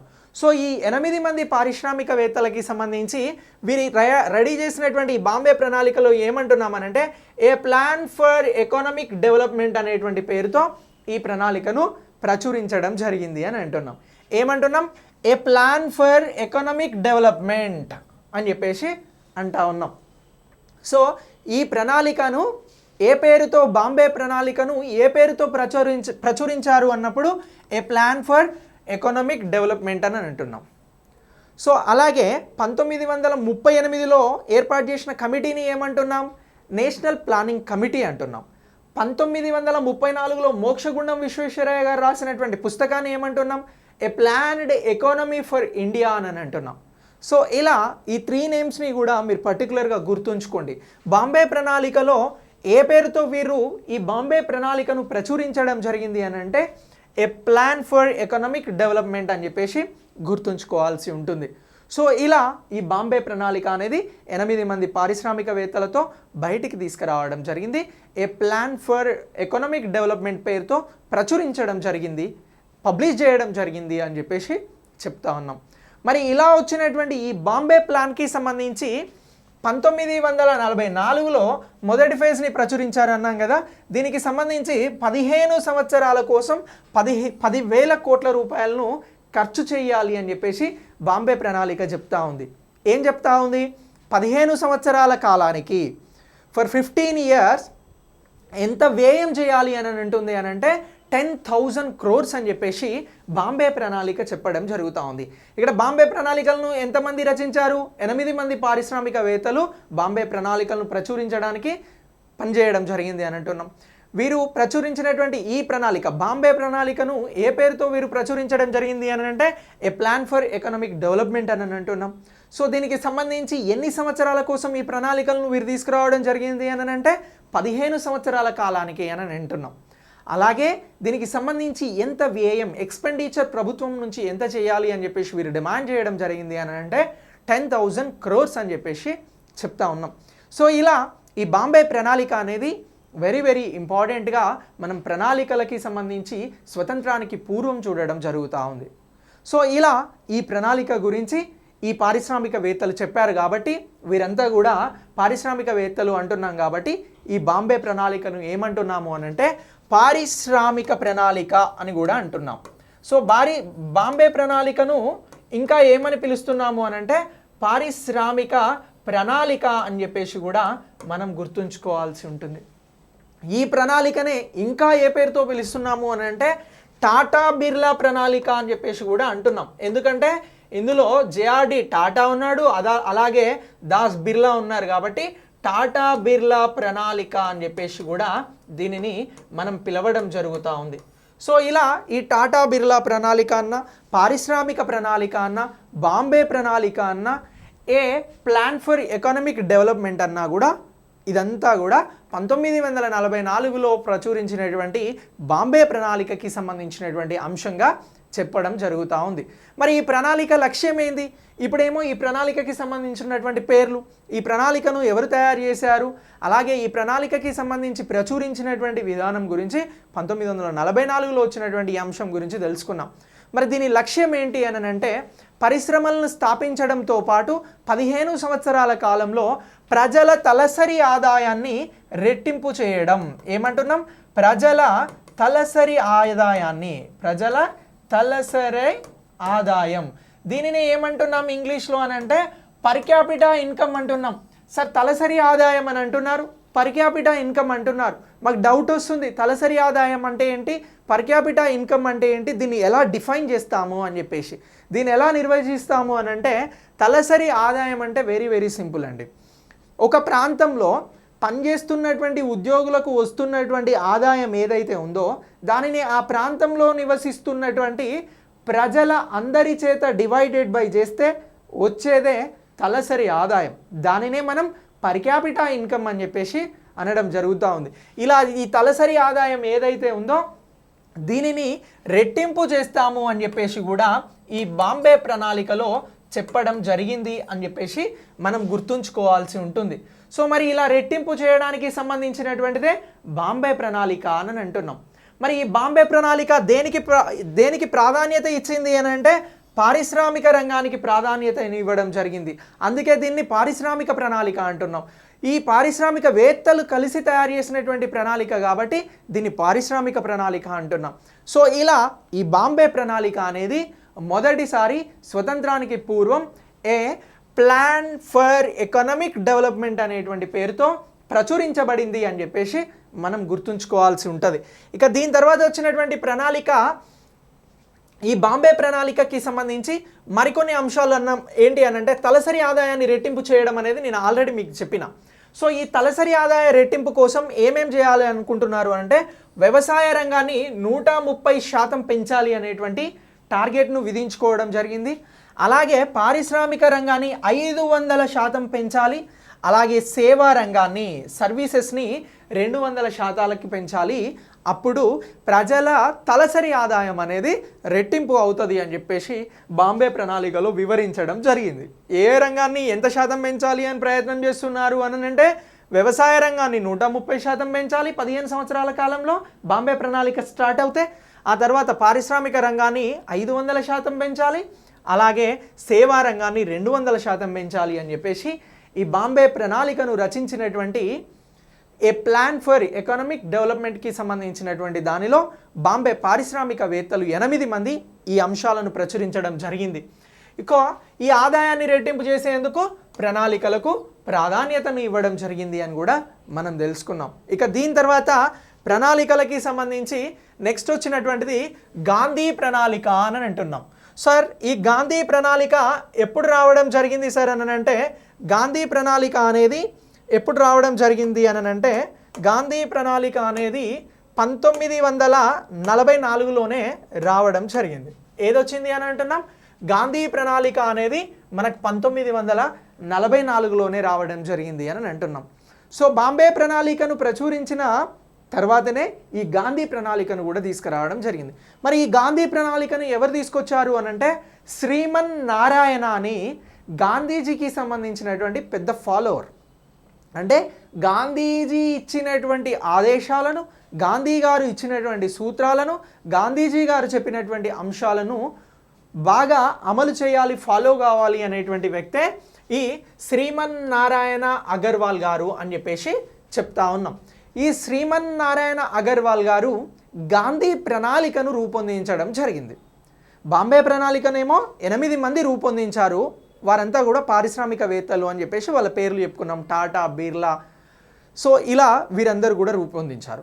మరి గాంధీ ప్రణాళికను రూపొందించింది ఎవరు స్వతంత్రానికి పూర్వం అని మీకు ఎక్కడైనా వస్తే మనం చెప్పాల్సినటువంటి ఆన్సర్ ఏంటి అని అంటే శ్రీమన్ నారాయణ అగర్వాల్ గారు ఈ ప్రణాళికను రూపొందించారు అని అంటున్నాం. సో ఇతను దేనికి ప్రాధాన్యత ఇవ్వడం జరిగింది అని అంటే గాంధీజీ సిద్ధాంతాలకి ప్రాధాన్యతని ఇస్తూ ఈ ప్రణాళికను రూపొందించారు అని అంటున్నాం. మరి ఈ ప్రణాళికలో వ్యవసాయ రంగానికి, చిన్న పరిశ్రమలకి ప్రాధాన్యతను ఇచ్చినటువంటి ప్రణాళిక ఏది అని అంటే స్వతంత్రానికి పూర్వం గాంధీ ప్రణాళిక అని చెప్పేసి గుర్తుంచుకోవాలి. దీన్ని తయారు చేసింది శ్రీమన్నారాయణ అగర్వాల్. దీనిలో దేనికి ప్రాధాన్యత ఇచ్చారు అని అంటే గాంధీజీ సిద్ధాంతాలకి ప్రాధాన్యతను ఇవ్వడం జరిగింది. సో భారతదేశానికి సంబంధించినటువంటి ప్రజలు ఎక్కువగా గ్రామాలలో ఉన్నారు కాబట్టి ఆ గ్రామాలలో ఉండేటువంటి వ్యవసాయానికి, చిన్న పరిశ్రమలకి, కుటీర పరిశ్రమలకి ప్రాధాన్యత ఇవ్వాలి అని చెప్పినటువంటి ప్రణాళిక గాంధీ ప్రణాళిక. ఈ ప్రణాళికకి సంబంధించి వ్యయం ఎంత చేయాలి అని చెప్పేసి చెప్పారు అని అంటే ఈ ప్రణాళికకి 3,500 కోట్ల రూపాయల వ్యయాన్ని చేయాలి అని చెప్పేసి ఈ శ్రీమన్నారాయణ అగర్వాల్ గారు చెప్పడం జరిగింది. ఇదే గాంధీ ప్రణాళిక, గాంధేయ ప్రణాళిక అని చెప్పేసి మనం ఇక్కడ తెలుసుకుంటున్నాం. బాంబే ప్రణాళిక, గాంధీ ప్రణాళిక, ఆ తర్వాత ఉన్నటువంటి ప్రణాళిక ఏది అని అంటే నెక్స్ట్ ప్రణాళిక వచ్చి గాంధీ ప్రణాళిక తర్వాత నెక్స్ట్ ప్రణాళిక వచ్చి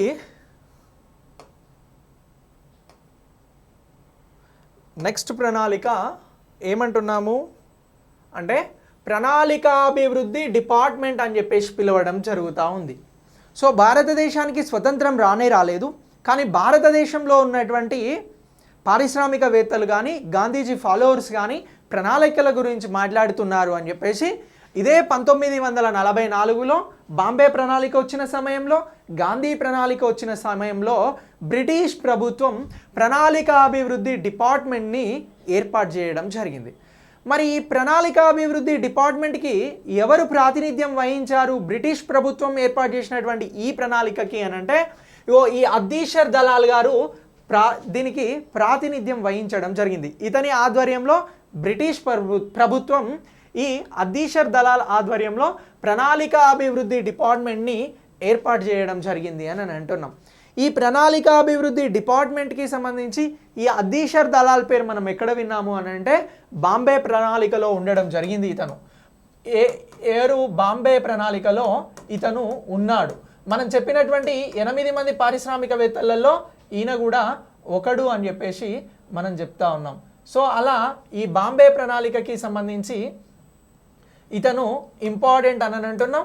ఈ బాంబే ప్రణాళికలో ఉన్నటువంటి అద్దీషర్ దలాల్ ఆధ్వర్యంలోనే బ్రిటిష్ ప్రభుత్వం ఏం చేసింది అని అంటే ప్రణాళిక అభివృద్ధి డిపార్ట్మెంట్ని తీసుకురావడం జరిగింది. సో ఇలా తీసుకొచ్చినటువంటి ఈ బాంబే ప్రణాళికకి సంబంధించి డిపార్ట్మెంట్ ఆఫ్ ప్లానింగ్ అండ్ డెవలప్మెంట్ని ఏర్పాటు చేసి ప్రణాళికల మీద పనిచేయండి అని చెప్పేసి చెప్పింది. సో ఇది ఏం చేసింది ఈ డిపార్ట్మెంట్, అలాగే ఈ department of planning and development ఏం చేసింది అని అంటే ఇది భారతదేశానికి సంబంధించి స్వల్పకాల దీర్ఘకాలిక ప్రణాళికలను తయారు చేసి ఇచ్చింది.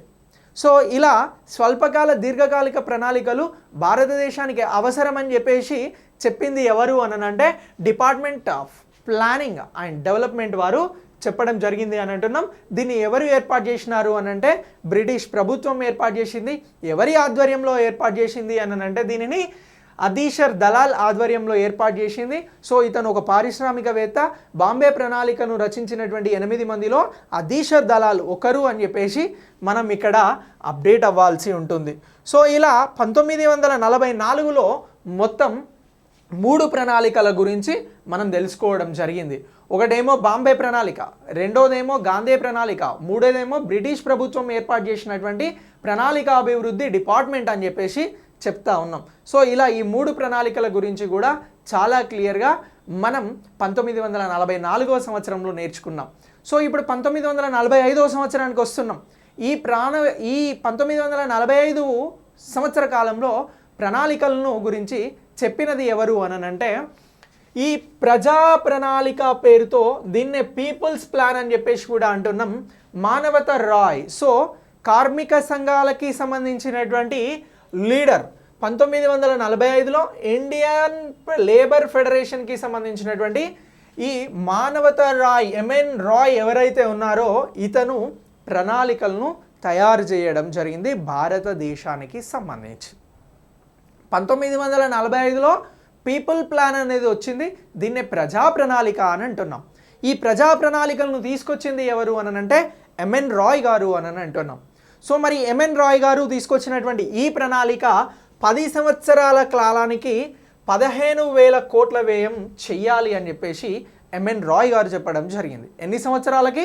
10 సంవత్సరాల కోసం 15,000 కోట్ల రూపాయలను ఖర్చు చేయాలి అని చెప్పేసి ఎంఎన్ రాయ్ గారు చెప్పారు. సో ఈయన దేనికి ప్రాధాన్యతను ఇవ్వడం జరిగింది ఎంఎన్ రాయ్ గారు ఈ ప్రజా ప్రణాళికలో అనంటే వ్యవసాయం, అలాగే పరిశ్రమలు, దాంతోపాటు వినియోగ వస్తువులకి సంబంధించి ప్రాధాన్యతను ఇవ్వడం జరిగింది. ఎంఎన్ రాయ్ గారు తీసుకొచ్చినటువంటి ప్రజా ప్రణాళిక, దీన్నే పీపుల్ ప్లాన్ అని అంటున్నాం. ఇది ఎప్పుడు వచ్చిందంటే 1945లో వచ్చింది. దీన్ని ఎవరు తీసుకొచ్చారు అంటే ఎంఎన్ రాయ్ గారు తీసుకురావడం జరిగింది. ఇది 10 సంవత్సరాల కాలానికి 15,000 కోట్ల రూపాయలతో ఖర్చు చేయాలి అని చెప్పేసి ఎంఎన్ రాయ్ గారు చెప్పారు. సో దీనినే ఏమంటున్నాము అని అంటే సామాజిక ప్రణాళిక అని చెప్పేసి కూడా అంటా ఉన్నాం. ఏమంటున్నాం? ఇది సామాజిక ప్రణాళిక. పారిశ్రామిక ప్రణాళిక అని దేన్ని అన్నాము మనము అని అంటే బాంబే ప్రణాళికను ఏమన్నాము? పారిశ్రామిక ప్రణాళిక అని అన్నాం. బాంబే ప్రణాళిక, పారిశ్రామిక ప్రణాళిక. ఇక్కడ పీపుల్ ప్రణాళిక ఏదైతే ఉందో ఇది సామ్యవాద సామాజిక ప్రణాళిక అని చెప్పేసి చూస్తూ ఉన్నాం. సో ఇలా ఈ ప్రణాళికకి ఎవరు ప్రాధాన్యం ఇచ్చారు అని అంటే ఎంఎన్ రాయ్ గారు ప్రాధాన్యం ఇచ్చారు అని గుర్తుంచుకోవాలి. వినియోగ వస్తువులకి సంబంధించి, వ్యవసాయానికి సంబంధించి ప్రాధాన్యతను ఇచ్చారు అని అంటున్నాం. ఇక పరిశ్రమలను అమలు చేసేందుకు ప్రభుత్వ ఆధీనంలో అవన్నీ ఉండాలి అని చెప్పేసి చెప్పారు. అంటే ఇప్పుడు రష్యాలో అమలు చేసినటువంటి ప్రణాళికలన్నీ కూడా ప్రభుత్వ ఆధీనంలో ఉన్నాయి. అలానే భారతదేశంలో కూడా అమలు చేసేటువంటి ప్రణాళికలు, పరిశ్రమలు ప్రభుత్వ ఆధీనంలో ఉండాలి. ప్రైవేట్ రంగ పరిశ్రమలను జాతీయకరణం చేయాలి, నేషనలైజేషన్ చేయాలి అని చెప్పేసి చెప్పింది కూడా ఈ ఎంఎన్ రాయ్ గారు ప్రజా ప్రణాళికలో చెప్పడం జరిగింది. ఏమని? ప్రైవేట్ రంగంలో ఉన్నటువంటి ప్రణాళికలు ఏవైతే ఉన్నాయో వీటిని జాతీయకరణ చేయాలి, జాతీయం చేయాలి, నేషనలైజేషన్ చేయాలి అని చెప్పింది ఎంఎన్ రాయ్ గారు. అలా చెప్పడం జరిగింది అని అంటున్నాం. అలాగే వ్యవసాయ రంగాన్ని ప్రోత్సహించాలి అని చెప్పేసి కూడా ఎంఎన్ రాయ్ గారు చెప్పారు. ఏ రంగాన్ని?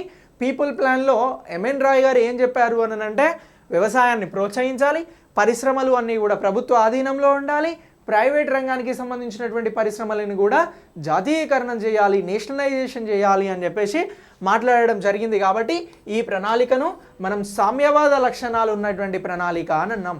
బాంబే ప్రణాళికలను పారిశ్రామిక లక్షణాలు ఉన్నటువంటి ప్రణాళికగా చెప్తా ఉన్నాం. సో ఇలా ఈ 1945కి సంబంధించినటువంటి ప్రణాళిక అనేది మనకి చాలా చాలా ఇంపార్టెంట్. ఇక దీని తర్వాత నెక్స్ట్ ఏంటంటే 1946కి వస్తూ ఉన్నాం. ఈ 1946లో ఏమొచ్చింది అని అంటే high level advisory planning board అనేది ఏర్పాటు చేయడం జరిగింది. ఈ బోర్డుని ఎవరు ఏర్పాటు చేసినారు అని అంటే తాత్కాలిక ప్రభుత్వం అనేది ఏర్పడింది. ఏంటి? తాత్కాలిక ప్రభుత్వం అనేది ఏర్పడడం జరిగింది. బ్రిటిష్ వారికి సంబంధించి 1947లో స్వతంత్రం అనేది భారత్కి వస్తుంది కదా. 1947 ఆగస్టు 15 కంటే ముందే భారతదేశంలో తాత్కాలిక ప్రభుత్వం, టెంపరరీ గవర్నమెంట్ అనేది ఏర్పడడం జరిగింది. ఈ గవర్నమెంట్ ఏం చెప్పింది? ఇంకా మనకు స్వతంత్రం రాబోతా ఉంది, మరి భారతదేశంలో ప్రణాళికలు అమలు చేయాలా వద్దా, ప్రణాళికలు అమలు చేస్తే ఎలాంటి ప్రణాళికలు తీసుకురావాలి అని చెప్పడం కోసం ఈ హై లెవెల్ అడ్వైజరీ ప్లానింగ్ బోర్డ్ని ఏర్పాటు చేసింది. ఎవరు ఏర్పాటు చేశారు? భారతదేశంలో ఏర్పడినటువంటి తాత్కాలిక ప్రభుత్వం ఏర్పాటు చేసింది అని అంటున్నాం. సో ఇలా ఏర్పాటు చేసినటువంటి ఈ 1946 high level advisory planning board study చేసి ఏం చెప్పింది అని అంటే భారత స్వతంత్రం వచ్చే కంటే ముందే ఈ మధ్యంతర ప్రభుత్వం ఏర్పడింది అని అన్నాం కదా. అది ఏర్పాటు చేసినటువంటి high level advisory planning board ఏం చెప్పింది అని అంటే ఇది భారతదేశానికి సంబంధించి స్థిర ప్రణాళిక సంఘాన్ని ఏర్పాటు చేయాలి అని చెప్పేసి సిఫారసు చేసింది. భారతదేశానికి స్వతంత్రం వచ్చే కంటే ముందు భారతదేశానికి స్థిర ప్రణాళికలు అవసరమని చెప్పినటువంటి వారు ఎవరు అనంటే తాత్కాలిక ప్రభుత్వం ఏర్పాటు చేసినటువంటి high level advisory planning board అని చెప్పేసి మనం గుర్తుంచుకోవాల్సి ఉంటుంది. సో ఇలా ఈ high level advisory planning board ఏం చెప్పింది అనంటే భారతదేశానికి ఫిక్స్డ్ ప్లానింగ్, స్థిర ప్రణాళికలు అవసరము అని చెప్పేసి చెప్పింది. సో ఇలా ఇది ప్రణాళికలకి సంబంధించి అభివృద్ధి సమస్యలను అధ్యయనం చేసింది. స్థిర ప్రణాళికలు అవసరము అని చెప్పేసి భారత ప్రభుత్వానికి, తాత్కాలిక ప్రభుత్వానికి చెప్పడం జరిగింది. నేను ఫస్ట్ ఒక పాయింట్ చెప్పిన మీకు 1938లో జవహర్లాల్ నెహ్రూ గారు ఏర్పాటు చేసినటువంటి జవహర్లాల్ నెహ్రూ గారి అధ్యక్షతన ఏర్పాటు చేసినటువంటి నేషనల్ ప్లానింగ్ కమిటీకి సంబంధించినటువంటి రిపోర్ట్ అనేది 1948లో రావడం జరిగింది. సో అప్పుడు భారత జాతీయ కాంగ్రెస్ అధ్యక్షుడిగా ఎవరున్నారు అని అంటే సుభాష్ చంద్రబోస్ గారు ఉన్నారు. సుభాష్ చంద్రబోస్ గారు ఫస్ట్ టైం ప్రణాళికల గురించి మాట్లాడినటువంటి జాతీయ నాయకుడిగా కూడా మనం గుర్తించడం జరుగుతూ ఉంది. సో అలా ఈ సమావేశాన్ని ఏర్పాటు చేసి ఈ నేషనల్ ప్లానింగ్ కమిటీ అనేది నివేదికను అందజేయడం జరిగింది. 1948లో అందజేసింది ఈ నివేదికను అంటున్నాం. 1938లో కమిటీ వేస్తే దాన్ని పూర్తి చేయడానికి 10 సంవత్సరాలు పట్టింది. అలా 1948లో 1948లో ఈ నేషనల్ ప్లానింగ్ కమిటీ అనేది సబ్మిటెడ్ రిపోర్ట్ అని చెప్పేసి చెప్తా ఉన్నాం. అది భారతదేశ ప్రణాళికలకి సంబంధించి అంటే స్వతంత్రం వచ్చిన తర్వాత. ఎందుకు లేట్ అయింది సరేనంటే నేను మీకు అక్కడ చెప్పిన రెండవ ప్రపంచ యుద్ధం జరిగింది. ఎప్పటి నుంచి ఎప్పటి వరకు అని అంటే 1939 నుంచి 1944 వరకు జరిగినటువంటి సెకండ్ వరల్డ్ వార్కి సంబంధించి ఈ ప్రణాళిక కమిటీ ఏదైతే ఉందో నేషనల్ ప్లానింగ్ కమిటీ అనేది రిపోర్ట్ ఇవ్వడానికి ఆలస్యమైంది. అలా 1948లో జాతీయ నేషనల్ కాంగ్రెస్ వేసినటువంటి కమిటీ రిపోర్ట్ 1948లో వచ్చింది అని అంటున్నాం. సో ఇక దీని తర్వాత 1950లో జయప్రకాష్ నారాయణన్ గారు కూడా ఒక ప్రణాళికను తీసుకురావడం జరిగింది. ఆ ప్రణాళికనే సర్వోదయ ప్రణాళిక అని అంటున్నాం. ఈ సర్వోదయ ప్రణాళికలను ఎవరు తీసుకొచ్చారు అని అంటే జయప్రకాష్ నారాయణన్ గారు తీసుకొచ్చారు అని చెప్పేసి కూడా గుర్తుంచుకోవాలి. ఇలా 1950 మార్చ్ 15 వరకు కూడా భారతదేశంలో స్వతంత్రానికి ముందు ఈ ప్రణాళికలు అనేవి అమలు చేయడం జరిగింది. ఈ ప్రణాళికలను ఇలా డిజైన్ చేయడం జరిగింది, అమలు చేయలేదు, ఇలా డిజైన్ చేశారు ప్రణాళికలను అని అంటున్నాం. ఒకటి ఏంటి అని అంటే ఫస్ట్ టైం 1934లో భారతదేశంలో మోక్షగుండం విశ్వేశ్వరయ్య ఏ ప్లాన్డ్ ఎకానమీ ఫర్ ఇండియా అనేటువంటి పుస్తకాన్ని రాశాడు అని అన్నాం. 1938లో భారతదేశానికి సంబంధించి ప్రజల జీవన వ్యయాన్ని పెంచేందుకు, జీవన ప్రమాణాలను పెంచేందుకు నేషనల్ ప్లానింగ్ కమిటీ పేరుతో సుభాష్ చంద్రబోస్ గారు నెహ్రూ అధ్యక్షతన ఒక కమిటీని ఏర్పాటు చేసినారు అని చెప్పినాం. ఆ తర్వాత బాంబే ప్రణాళిక 1944లో వచ్చింది అని చెప్పినాం. ఇదే 1944లో గాంధీ ప్రణాళిక వచ్చింది. ఇదే 1944లో ప్రణాళిక అభివృద్ధి డిపార్ట్మెంట్ పేరుతో బ్రిటిష్ వాళ్ళే ఒక ప్రణాళిక బోర్డుని ఏర్పాటు చేయడం జరిగింది అని అన్నాం. ఆ తర్వాత 1945లో పీపుల్ ప్లాన్ అనేది వచ్చింది. దాన్నే ప్రజా ప్రణాళిక అంటున్నాం. దీన్ని ఎంఎన్ రాయ్ గారు తీసుకొచ్చారు అని అంటున్నాం సామ్యవాద లక్షణాలతోటి. ఆ తర్వాత 1946లో హై లెవెల్ అడ్వైజరీ బోర్డ్ని ఏర్పాటు చేసి భారతదేశంలో ప్రణాళికలు ఎలా ఉండాలి అని చెప్పేసి అడగడం జరిగింది అని అన్నాం. అదే 1948లో 1938లో సుభాష్ చంద్రబోస్ గారు వేసినటువంటి కమిటీ నేషనల్ ప్లానింగ్ కమిటీ అనేది రిపోర్ట్ని ఇచ్చింది అని అన్నాం. 1950లో సర్వోదయ ప్రణాళిక అనేది తీసుకొచ్చారు అని అన్నాం జయప్రకాష్ నారాయణన్ గారు. ఇదే 1950 మార్చి 15న ప్రణాళిక సంఘం అనేది ఏర్పాటయ్యింది అని అంటున్నాం. మార్చి 15న ప్రణాళిక సంఘం ఏర్పాటయ్యింది. దీనికి సంబంధించి మనం క్లాస్ మొదట్లోనే చెప్పుకున్నాం. ఈ ప్రణాళికా సంఘాన్ని 1950 మార్చి 15న జవహర్లాల్ నెహ్రూ గారి అధ్యక్షతన జరిగినటువంటి సమావేశంలో ఏర్పాటు చేయడం జరిగింది. క్యాబినెట్ సమావేశంలో ప్రణాళికా సంఘాన్ని అని చెప్పేసి చెప్పినాం. మరి ఇలా ప్రణాళికా సంఘం అనేది ఏర్పడింది. సో ఇంతకుముందు మనం డిఫరెంట్ ప్రణాళికల గురించి చర్చించినాం. ఈ ప్రణాళికలు ఏవైనా అమలైనయా భారతదేశంలో అంటే కాలే. సో ఈ ప్రణాళికలను జస్ట్ రూపొందించిర్రు, డిజైన్ చేసిర్రు, ప్రచురించిర్రు, కానీ ఎక్కడా అమలు చేయలే.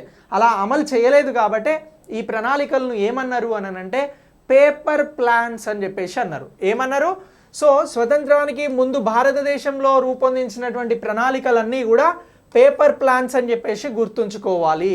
ఎందుకంటే ఏ ప్రభుత్వం కూడా ఈ ప్రణాళికలను అమలు చేయలేదు కాబట్టి వాటిని పేపర్కే పరిమితమైనటువంటి ప్రణాళికలుగా మనం గుర్తుంచుకోవాల్సి ఉంటుంది.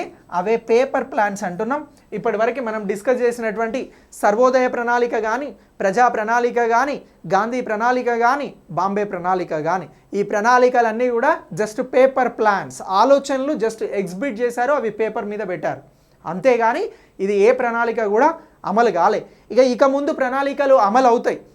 ఎందుకు అనంటే భారత ప్రభుత్వం 1950 మార్చి 15న ప్రణాళికలను అమలు చేసేందుకు ప్రణాళిక సంఘాన్ని ఏర్పాటు చేసింది, ప్లానింగ్ కమిషన్ని ఏర్పాటు చేసింది అని చెప్పేసి మనం తెలుసుకున్నాం. కాబట్టి ఇక ప్రణాళికలు అమలు కాబోతున్నాయి.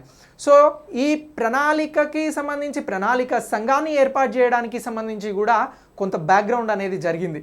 సో ఇదే 1950 ఎప్పుడు అని అంటున్నా 1950లో ఎప్పుడు అని అంటే ఫిబ్రవరి 15న ఎప్పుడు ఫిబ్రవరి 15న అప్పుడున్నటువంటి ఆర్థిక మంత్రి ఎవరు అని అంటే ఆర్కే షణ్ముగం శెట్టి ఉన్నారు. ఎప్పుడు 1950లో ఆర్థిక మంత్రిగా ఇప్పుడు నిర్మలా సీతారామన్ గారు ఉన్నట్లు భారతదేశ ఆర్థిక మంత్రిగా అప్పుడు భారతదేశ ఆర్థిక మంత్రి ఎవరు అని అంటున్నాం ఆర్కే షణ్ముగం శెట్టి. సో ఈయన ఆర్థిక మంత్రి భారతదేశానికి ఫినాన్స్ మినిస్టర్. ఈ ఫినాన్స్ మినిస్టర్ గారు అనౌన్స్ చేయడం జరిగింది. సో ఏమని ప్రకటించారు అని అంటే అప్పుడు జరుగుతున్నటువంటి బడ్జెట్ సెషన్లో 1950లో ఫిబ్రవరిలో జరుగుతున్నటువంటి బడ్జెట్ సమావేశాలలో భారతదేశానికి ప్రణాళిక సంఘాన్ని ఏర్పాటు చేయబోతున్నాము అని చెప్పేసి 1950 ఫిబ్రవరి 15న ఎవరు ప్రకటించారు అని అంటే అప్పుడున్నటువంటి ఆర్థిక మంత్రి ఆర్కే షణ్ముగం శెట్టి గారు అనౌన్స్ చేయడం జరిగింది అని చెప్పేసి ప్రకటించడం జరిగింది అని చెప్పేసి మనం చాలా క్లియర్గా గుర్తుంచుకోవాలి. అలా ప్రకటించిన తర్వాతనే మార్చి 15, 1950న క్యాబినెట్ సమావేశం అనేది జరిగింది. అప్పుడు జవహర్లాల్ నెహ్రూ అధ్యక్షతన సమావేశమైనటువంటి కేంద్ర మంత్రులు క్యాబినెట్ మంత్రులు ఏం చేశారు అని అంటే ప్రణాళికా సంఘానికి ఆమోదం తెలపడం జరిగింది. సో మనం ఇలా ఆమోదం తెలిపినటువంటి అంశంతో లెసన్ స్టార్ట్ చేసినాం, మళ్ళీ మిమ్మల్ని అక్కడికి తీసుకొచ్చిన. సో ఈ లోపు మనం ఎక్కడెక్కడికి వెళ్ళినాం, రష్యాకి వెళ్ళినాం, అమెరికాకి వెళ్ళినాం, అలాగే భారతదేశంలో తయారైనటువంటి ప్రణాళికల గురించి, స్వతంత్రానికి ముందు వచ్చినటువంటి కమిటీల గురించి, వాటికి సంబంధించినటువంటి అంశాలని గురించి కూడా చాలా క్లియర్గా తెలుసుకున్నాం. మరి ఈ ప్రణాళిక సంఘానికి సంబంధించి 1950 మార్చి 15న ఏర్పడినటువంటి ఈ ప్రణాళిక సంఘానికి సంబంధించి నెక్స్ట్ ఏంటి అని అంటే ఇది కేంద్ర క్యాబినెట్ నిర్ణయం ద్వారా ఏర్పడింది అని అంటున్నాం. అంటే దీనికి సంబంధించి రాజ్యాంగంలో ఏమైనా సవరణ చేశారా, రాజ్యాంగంలో ఏమైనా ఏమైనా అంశాలను పొందుపరిచారా ప్రణాళిక సంఘానికి అని అంటే లేదు. కాబట్టి దీన్ని ఏమంటారు అని అంటే నాన్ కాన్స్టిట్యూషనల్ అని అంటున్నాం. ప్రణాళిక సంఘాన్ని ఏమంటున్నాం? సో ఇది నాన్ కాన్స్టిట్యూషనల్ అని అంటున్నాం. సో ఇక దీనికి సంబంధించి చట్టపరమైనటువంటి నిర్ణయాలను ఏమైనా తీసుకున్నారా దీనికి సంబంధించి అని అంటే సో శాసనపరమైనటువంటి నిర్ణయాలను కూడా ఏం తీసుకోలే. కాబట్టి దీన్ని నాన్ స్టాట్యుటరీ బాడీ అని అంటున్నాం, అలాగే నాన్ కాన్స్టిట్యూషనల్ బాడీ అంటున్నాం. దేనిని అని అంటే ప్రణాళికా సంఘాన్ని అని చెప్పేసి గుర్తుంచుకోవాల్సి ఉంటుంది. సో ప్రణాళికా సంఘం అనేది కేవలం కేంద్ర క్యాబినెట్ నిర్ణయం ద్వారానే ఏర్పడింది. ఫర్ ఎగ్జాంపుల్ ఎగ్జామ్లో మిమ్మల్ని క్వశ్చన్ కన్ఫ్యూజ్ చేయాలి అని అనుకుంటే ప్రణాళికా సంఘం అనేది రాజ్యాంగానికి సంబంధించిందా, దీనికి సంబంధించి ప్రణాళిక సంఘానికి సంబంధించి చట్టపరంగా దీన్ని ఏర్పాటు చేయడం జరిగిందని అంటే ఈ రెండు కూడా రాంగ్ అండి. కేవలం కేంద్ర క్యాబినెట్ నిర్ణయం వల్ల మాత్రమే, కేంద్ర మంత్రిమండలి నిర్ణయం వలన మాత్రమే ప్రణాళికా సంఘం అనేది ఏర్పడింది. కాబట్టి ఇది కేంద్ర క్యాబినెట్ నిర్ణయం వలన ఏర్పడింది. దీనికి రాజ్యాంగంతో సంబంధం లేదు, అలాగే చట్టపరమైనటువంటి శాసనపరమైనటువంటి నిర్ణయాలను కూడా ప్రణాళికా సంఘానికి సంబంధించి తీసుకోలేదు అని చెప్పేసి మనం క్లియర్గా గుర్తుంచుకోవాల్సి ఉంటుంది. ఈ అంశాన్ని మీరు వెరీ ఫోకస్గా గుర్తుంచుకోండి, చాలా ఇంపార్టెంట్. సో ఇక ఈ ప్రణాళికా సంఘానికి సంబంధించి కేవలం కేంద్ర మంత్రిమండలి తీర్మానం ద్వారా ఏర్పడింది అని అంటున్నాం. మరి ఈ ప్రణాళికా సంఘం అనేది ప్రభుత్వానికి కేవలం సలహా సంస్థ మాత్రమే, అడ్వైజరీ బోర్డ్. కేంద్ర ప్రభుత్వానికి ప్రణాళికా సంఘం అనేది ఎలా వ్యవహరించింది అని అంటే జస్ట్ అడ్వైజరీ బోర్డ్ అని చెప్పేసి గుర్తుంచుకోవాలి. సో ఇలా సలహా సంస్థగా మాత్రమే ప్రణాళికా సంఘం అనేది భారత ప్రభుత్వానికి వ్యవహరించడం జరిగింది అని చెప్పేసి అంటా ఉన్నాం. సో అలాగే ఈ ప్రణాళికకి సంబంధించి ప్రధానమైనటువంటి విధి ఏంటి అని అంటే ప్రణాళికలను తయారు చేయడం అనేది ప్రణాళికా సంఘానికి సంబంధించి ప్రధానమైన విధి. మరి భారతదేశంలో 12 ప్రణాళికలు వచ్చినాయి. ఈ ప్రణాళికలను తయారు చేసింది ఎవరు అని అంటే ప్రణాళికా సంఘం అని అంటున్నాం. మరి ఈ ప్రణాళిక సంఘానికి ఒక ఆఫీస్ కార్యాలయం అనేది ఉంది. సో దాన్ని ఏమంటున్నాము మనము అనంటే యోజనా భవన్ అని అంటున్నాం. ఇది ఎక్కడ ఉంటుంది సార్ అని అంటే ఇది న్యూఢిల్లీలో ఉంటుంది. భారతదేశ రాజధాని న్యూఢిల్లీలో యోజనా భవన్ ఉంటుంది. ఈ యోజనా భవన్నే ప్రణాళికా సంఘం అని అంటున్నాం. ఇది ప్రణాళికా సంఘం కార్యాలయం అని అంటున్నాం. సో ఇలా ఈ ప్రణాళికా సంఘం అనేది ఒక రాజ్యాంగేతర సంస్థ, అలాగే చట్టపరమైనటువంటి సంస్థ కూడా కాదు. అదే ప్రణాళికా సంఘం కేవలం ఇది కేంద్ర క్యాబినెట్ నిర్ణయం వలన ఏర్పడింది అని అంటున్నాం.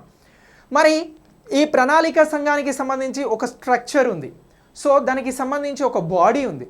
సో ఆ బాడీకి సంబంధించి ఇప్పుడు ప్రణాళికా సంఘంలో ఎవరెవరు ఉంటారు, ఎవరికి సంబంధించి ఏ బాధ్యతలు ఉంటాయి అనేది కూడా ఒకసారి క్లియర్గా తెలుసుకుందాం. సో ప్రణాళికా సంఘానికి అధ్యక్షుడిగా కార్యనిర్వాహక అధికారిగా ఎవరు ఉంటారు అని అంటే ప్రధానమంత్రి ఉంటారు.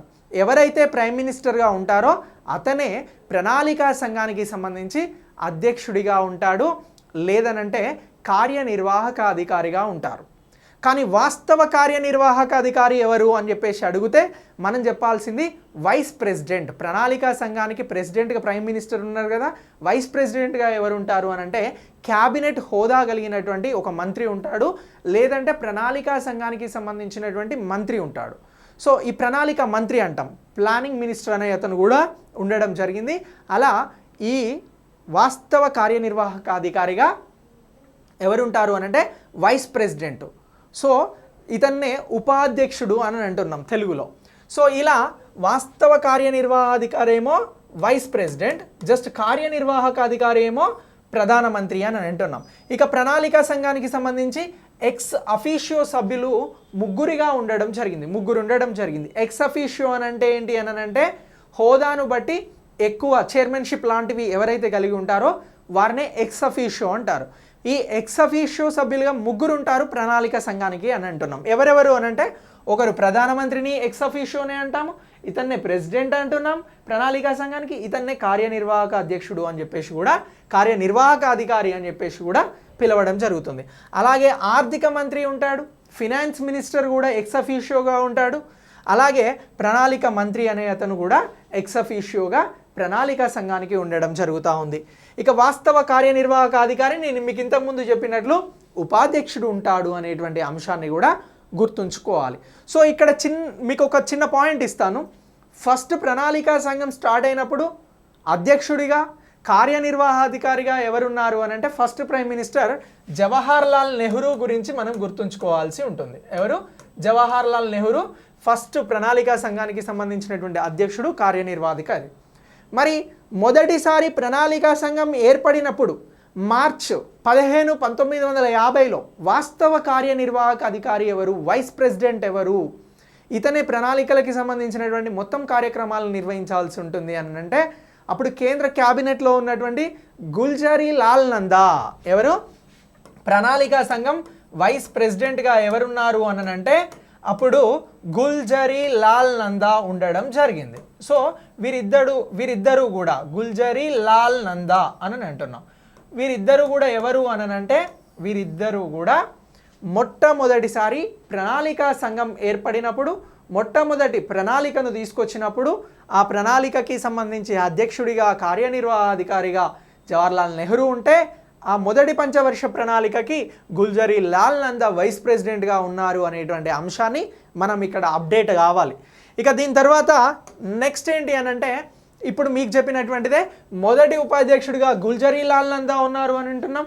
ఇక్కడ చివరి ఉపాధ్యక్షుడిగా ఎవరున్నారు అని అంటే మాంటెక్ సింగ్ అహ్లూవాలియా. అంటే 12వ పంచవర్ష ప్రణాళిక గురించి మాట్లాడుతున్నాం మనం. నెక్స్ట్ ఒక్కొక్క పంచవర్ష ప్రణాళిక గురించి మీకు చాలా అద్భుతంగా ఏ పాయింట్ మిస్ కాకుండా నేను కంటెంట్ని ఇస్తా.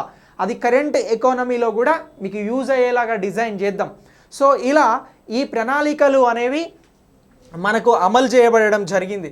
సో ఇలా ఈ ప్రణాళికల వరకు కూడా మీరు అప్డేట్ చేసుకోండి. ఈ ప్రణాళికలు అనేవి భారతదేశంలో ప్రారంభమైనాయి. ఇలా ప్రారంభమైనటువంటి ఈ ప్రణాళికలకి సంబంధించి ఈ ప్రణాళికా సంఘానికి సంబంధించినటువంటి అప్డేట్స్ని, స్ట్రక్చర్ని ఇదంతా కూడా తెలుసుకున్నాం. సార్ మరి ఈ ప్రణాళికా సంఘంలో మెంబర్స్ ఎంతమంది ఉంటారు అని అంటే 7 మంది వరకు ఉంటారు. పర్మనెంట్ మెంబర్స్ ఎంతమంది ఉంటారు అని అంటే 5 నుంచి 7 మంది. 5 నుంచి 7 మంది వరకు కూడా ఎవరు ఉంటారు అని అంటే ప్రణాళికా సంఘానికి సంబంధించినటువంటి శాశ్వత సభ్యులు ఉంటారు. ఎవరు? పర్మనెంట్ మెంబర్స్ అని అంటున్నాం. వీరు 5 నుంచి 7 మంది ఉంటారు. ఇక దీనికి సంబంధించి ప్రణాళికా సంఘం అనేది ప్రణాళికలను రూపొందిస్తుంది. మరి ఇలా రూపొందించినటువంటి ప్రణాళికలను పరిశీలించి ఆమోదించే బాధ్యత ఎవరికి ఉంటుంది అని అంటే ఎన్డీసీకి ఉంటుంది. ఏంటి ఎన్డీసీ అని అంటే నేషనల్ డెవలప్మెంట్ కౌన్సిల్. దీన్నే జాతీయ అభివృద్ధి మండలి అని అంటున్నాం. ఈ నేషనల్ డెవలప్మెంట్ కౌన్సిల్ని ప్రణాళికా సంఘం 1950 మార్చి 15న ఏర్పాటైన తర్వాత దీన్ని ఎప్పుడు ఏర్పాటు చేశారు అని అంటే 1952 ఆగస్టు 6న ఈ నేషనల్ డెవలప్మెంట్ కౌన్సిల్ని ఏర్పాటు చేయడం జరిగింది. సో ఈ కమిటీని ఏర్పాటు చేయాలని ఎవరు చెప్పారు అని అంటే కేంద్ర కార్యనిర్వాహక వర్గం చెప్పడం జరిగింది. అంటే ఎవరు? కేంద్ర మంత్రిమండలి ఏం చెప్పింది అని అంటే మళ్ళొకసారి మనం ప్రణాళికలను ఏర్పాటు చేసుకున్నాం కదా, ప్రణాళిక సంఘాన్ని ఏర్పాటు చేసుకున్నాం కదా, ప్రణాళికలను ఇది అమలు చేయబోతుంది, ఇది తయారు చేయబోతుంది కాబట్టి సో దీనికి సంబంధించి ఒక సూపర్విజన్ ఉండేటువంటి ఎన్డీసీని ఏర్పాటు చేయాలి, అదే నేషనల్ డెవలప్మెంట్ కౌన్సిల్ అని చెప్పేసి కేంద్రంలో ఉన్నటువంటి మంత్రివర్గం ఏం చేసింది అని అంటే సిఫారసు చేసింది. సో ఈ సిఫారసు తోటి నేషనల్ డెవలప్మెంట్ కౌన్సిల్ జాతీయ అభివృద్ధి మండలి అనేది ఎప్పుడు ప్రారంభమైంది అని అంటున్నాము అని అంటే 1952 ఆగస్టు 6న అని చెప్పేసి మీరు చాలా క్లియర్గా గుర్తుంచుకోవాలి. సో ఇలా ఈ ఎన్డీసీ అనేది ప్రారంభమైంది. ఇది ఏం చేస్తుంది? ఈ ఎన్డీసీ బాధ్యత ఏంటి అని అంటే ఈ ఎన్డీసీ అనేది ప్రణాళికా సంఘం తయారు చేసినటువంటి ప్రణాళికలు ఏవైతే ఉన్నాయో వాటిని పరిశీలించి తప్పొప్పులుంటే సరిచేసి వాటిని ఆమోదిస్తుంది. అప్పుడు ఈ ఎన్డీసీ ఆమోదించిన తర్వాత ప్రణాళికా సంఘం తయారు చేసినటువంటి ప్రణాళికలు అనేవి అమల్లోకి వస్తాయి. కాబట్టి ఈ ఎన్డీసీని ఏమని పిలిచారు అని అంటే ఆల్రెడీ ప్రధానమంత్రి అధ్యక్షతన ఉండేటువంటి క్యాబినెట్ ఏదైతే ఉందో అదే పేరుకి సూపర్ అని యాడ్ చేసి సూపర్ క్యాబినెట్ అని ఎన్డీసీని పిలవడం జరిగింది. సూపర్ క్యాబినెట్ అని దేన్ని పిలవడం జరిగింది అని మీకు ఎక్కడైనా ఎదురుపడితే ఈ సూపర్ క్యాబినెట్ అనే పదం ఎవరి కోసం వాడేవారు అంటే ఎన్డీసీ కోసం వాడేవారు అని చెప్పేసి గుర్తుంచుకోవాలి. దీనినే నేషనల్ డెవలప్మెంట్ కౌన్సిల్ అని చెప్పేసి అంటున్నారు అని చెప్పేసి కూడా మనం గుర్తుంచుకోవాల్సి ఉంటుంది. మరి ఈ ఎన్డీసీకి సంబంధించి కూడా ఇది ఏమైనా రాజ్యాంగపరమైన సంస్థనా అంటే ఇది కూడా రాజ్యాంగేతర సంస్థనే. దీన్ని కూడా క్యాబినెట్ ద్వారానే ఏర్పాటు చేయడం జరిగింది. సో ఇలా ఈ ఎన్డీసీకి సంబంధించి కూడా ఎక్స్ అఫీషియోగా ఎవరుంటారు, దీనికి సంబంధించినటువంటి ఫుల్ పవర్స్ ఎవరికి ఉంటాయి అని అంటే ఇక్కడ కూడా ఎక్స్ అఫీషియో చైర్మన్గా ప్రధానమంత్రి ఉంటారు. ఎన్డీసీకి సంబంధించి ప్రణాళికా సంఘానికి ఎలా అయితే అధ్యక్ష బాధ్యతలు నిర్వహిస్తున్నటువంటి ప్రైమ్ మినిస్టర్ ఉంటాడో అతనే నేషనల్ డెవలప్మెంట్ కౌన్సిల్ జాతీయ అభివృద్ధి మండలికి సంబంధించి కూడా ఎక్స్ అఫీషియో చైర్మన్గా ఉంటారు అని అంటున్నాం. ఇక దీని ప్రధానమైనటువంటి పని ప్రణాళికలను పరిశీలించడం, ఆమోదించడం. నేను ఆల్రెడీ చెప్పిన. ఇక ఇది రాష్ట్రాలకు అలాగే ప్రణాళికా సంఘానికి సంబంధించి మధ్య సహకారం పెంపొందిస్తుంది అని చెప్పేసి కూడా చెప్తా ఉన్నాం. ఈ ఎన్డీసీకి సంబంధించినటువంటి మరొక ప్రధానమైన పని ఏంటి అని అంటే ఒకటి ఇది ప్రణాళికలను పరిశీలించి ఆమోదించడంతో పాటు మరొక పని ఏంటి అని అంటే భారతదేశం ఫెడరల్ కంట్రీ. సో ఇక్కడ రాష్ట్రాలకి కేంద్రానికి మధ్యన సత్సంబంధాలు ఉంటాయి కాబట్టి ఈ రాష్ట్రాలకి కేంద్రానికి మధ్యనగా ఎన్డీసీ అనేది ఒక వారధిగా ఉంటుంది. మొట్టమొదట ఈ ఎన్డీసీ నేషనల్ డెవలప్మెంట్ కౌన్సిల్ ఏర్పాటు చేసినప్పుడు ఇందులో ఇతర రాష్ట్రాలకి సంబంధించినటువంటి అంటే భారతదేశంలో ఉన్నటువంటి రాష్ట్రాలకి సంబంధించినటువంటి ముఖ్యమంత్రులు మాత్రమే ఇందులో సభ్యులుగా ఉండేవారు. ఎన్డీసీలో మెంబర్స్గా ఎవరు ఉంటారు అని అంటున్నాం, కేవలం ముఖ్యమంత్రులు మాత్రమే ఉన్నారు. కానీ 1967లో పాలనా సంస్కరణలలో భాగంగా ఏం చేశారు అని అంటే కొన్ని సిఫారసులు చేయడం జరిగింది. దాంతో ఎన్డీసీలో ఎన్డీసీ అంటే ఏమంటున్నాం, ఎన్డీసీ జాతీయ అభివృద్ధి మండలి ఏదైతే ఉందో ఇది దీనిలో ముఖ్యమంత్రులు అంటే రాష్ట్రాలకి సంబంధించినటువంటి చీఫ్ మినిస్టర్స్తో పాటు లెఫ్టినెంట్ గవర్నర్స్ని అలాగే కేంద్ర మంత్రులని కూడా ఎవరిని సెంట్రల్ మినిస్టర్స్ని కూడా ఇందులోకి సభ్యులుగా తీసుకోవడం జరిగింది. ఎప్పటి నుంచి తీసుకున్నారు? పాలనపరమైనటువంటి సంస్కరణలు 1967లో వచ్చినాయి.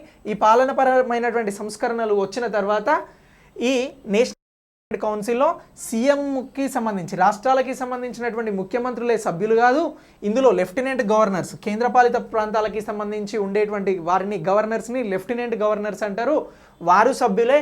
అలాగే సెంట్రల్ మినిస్టర్స్ కూడా సభ్యులుగా ఉంటారు అని చెప్పేసి ఎన్డీసీకి సంబంధించి చెప్పడం జరిగింది.